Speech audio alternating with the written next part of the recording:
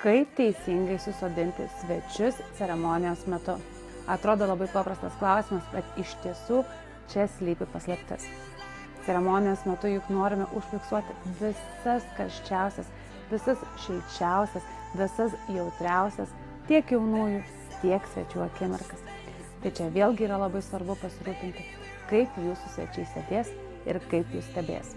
Ceremonijos metu tėveliai ir artimieji turi sėdėti pirmose eilėse. Draugai ir visi kiti svečiai sėda už tėvelių ir artimųjų. Tačiau čia dar ne viskas. Neužtenka tėvelių susodinti tiesiog priekinėse eilėse. Labai svarbu paskirti jiems tinkamas vietas. Jaunosios tėveliai turi sėdėti priešais jaunąją, o jaunojo tėveliai priešais jaunąją. Turbūt kyla klausimas, kodėl?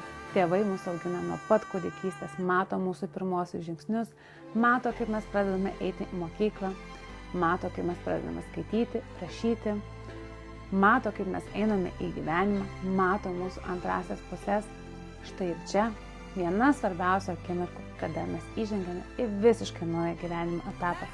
Todėl tėvai turi matyti jūsų visas emocijas, jūsų šypsenas, jūsų ašaras, jūsų susijaudinimą, bet ne jūsų nugaras.